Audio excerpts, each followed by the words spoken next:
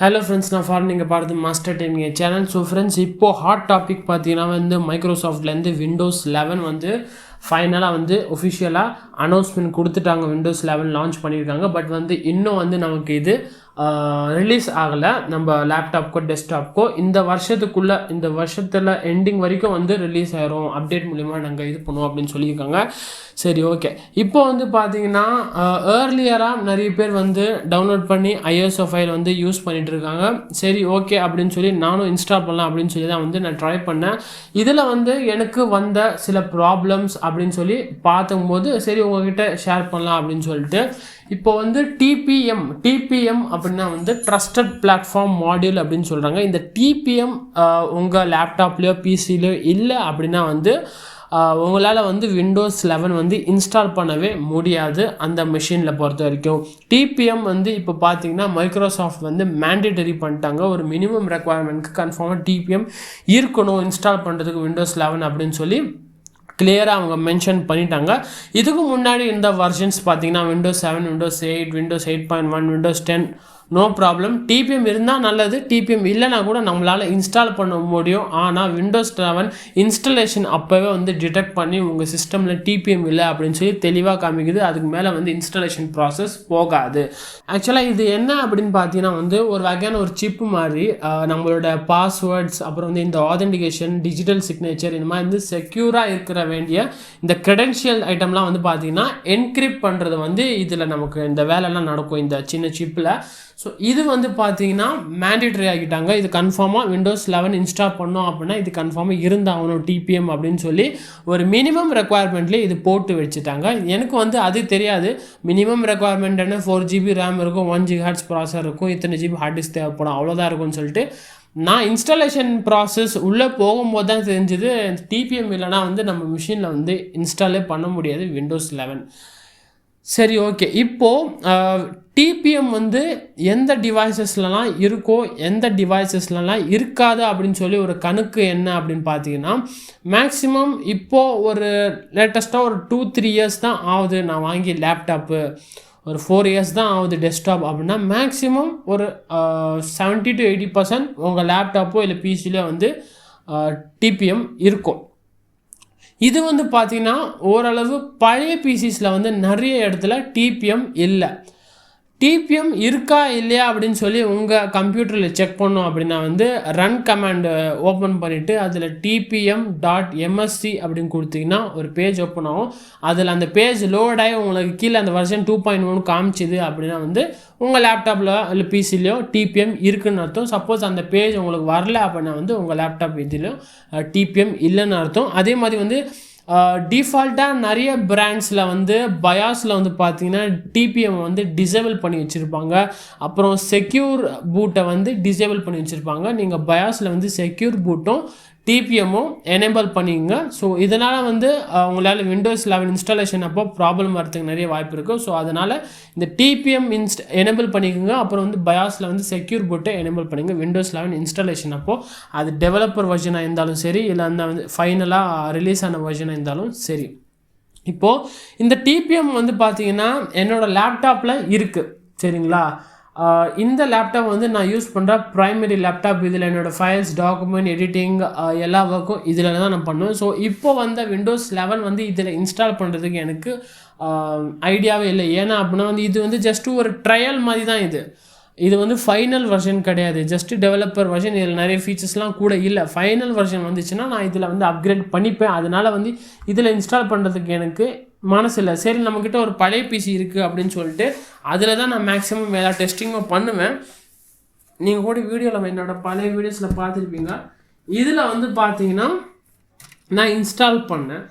பென்ட்ரைவில் வந்து போட்டு ஐஎஸ்ஓ ஃபைலை பூட்டபிளாக மாற்றி இன்ஸ்டாலேஷன் போகும்போது பார்த்தீங்கன்னா your PC does not meet requirements அப்படின்னு சொல்லி வந்துருச்சு. பூட்டபிள் பென்ட்ரைவ் போட்டு அப்புறமா சரி, ஓகே அப்படின்னு சொல்லிட்டு நான் என்ன பண்ணேன் அப்படின்னா விண்டோஸ் 10 உள்ளே வந்து நம்ம அப்கிரேட் பண்ணிடலாம் அப்படின்னு சொல்லி உள்ளே போய் வந்து அப்கிரேட் பண்ணும்போது டிபிஎம் இந்த இதில் இல்லை அப்படின்னு சொல்லி காமிச்சது. டிபிஎம்னா என்னென்னு எனக்கு அப்போ தெரியல. அப்புறம் வந்து நான் சர்ச் பண்ணி பார்க்கும்போது தான் தெரிஞ்சுது இந்த பர்டிகுலர் மாடலில் டிபிஎம் இல்லை.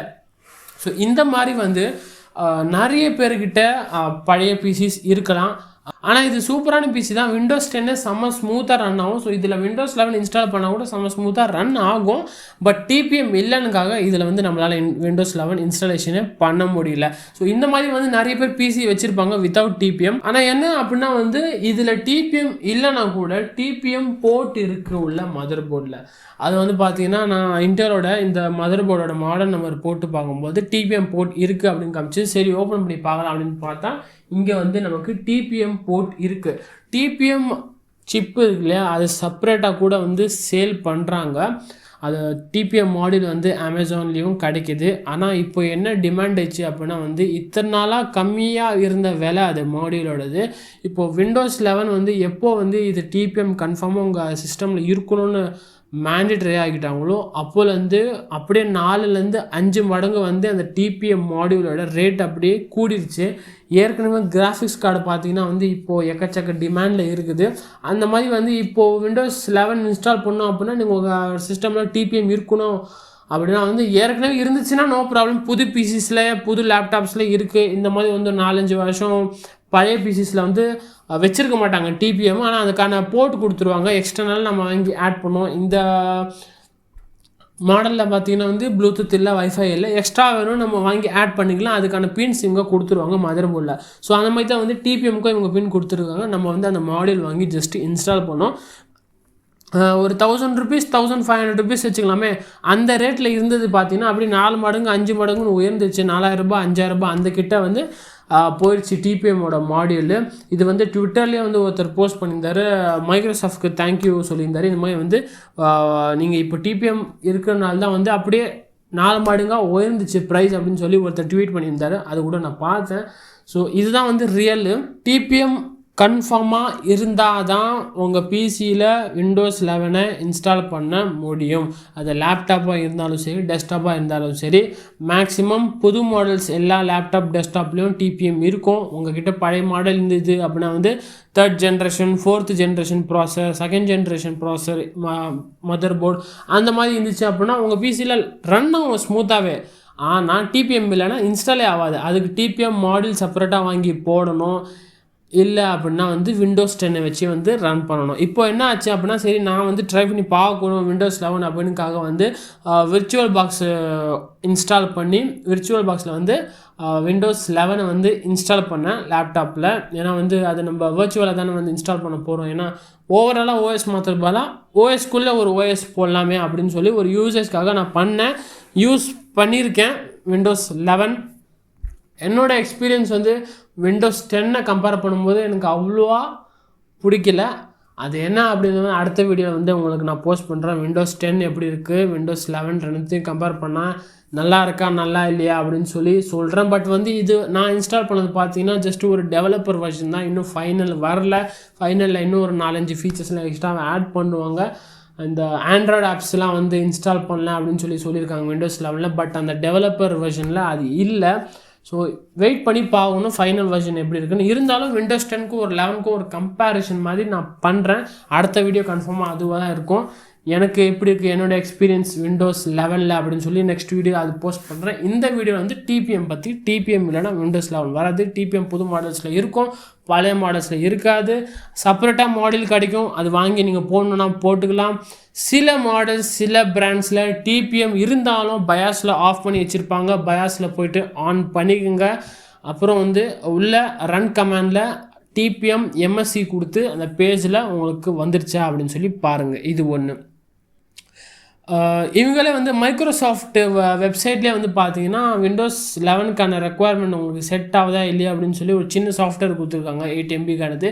அதில் வந்து செக் பண்ணிக்கலாம் நம்ம கம்ப்யூட்டர் வந்து விண்டோஸ் 11க்கு ரெக்குவயர்மெண்ட் கரெக்டாக இருக்கா அப்படின்னு சொல்லி. பட் அது வந்து இன்ஸ்டால் பண்ணி பார்க்கும்போது இதில் டிபிஎம் இல்லை, அதனால் வந்து டஸ் நாட் மீட் த ரெக்குவயர்மெண்ட் காமிச்சது. சரி இந்த லேப்டாப்பில் நான் வந்து இன்ஸ்டால் பண்ணி பார்க்கும்போது the processor does not support for the Windows 11 காமிச்சிது. என்னோட processor 7th generation i3 processor இந்த லேப்டாப்பில் இருக்குது. 7th generation தானே, அவங்க ப்ராசஸர் 1 GHz தானே மினிமம் கேட்டாங்க. இது வந்து 3 GHz ப்ராசஸர் தானே, ஏன் சப்போர்ட் ஆகலான்னு யோசித்தேன். அது என்ன ப்ராப்ளம் என்னன்னு தெரியல. Does not meet minimum requirement காமிச்சிது அந்த சாஃப்ட்வேரில். உள்ள மைக்ரோசாஃப்ட் உள்ள இன்டலோட சீரிஸ் ப்ராசஸர் உள்ள செக் பண்ணி பார்க்கும்போது ஸ்டார்டிங்கே வந்து பார்த்திங்கன்னா இன்டெல் i3 8th ஜென்ரேஷன்லேருந்து ஸ்டார்ட் ஆகுது.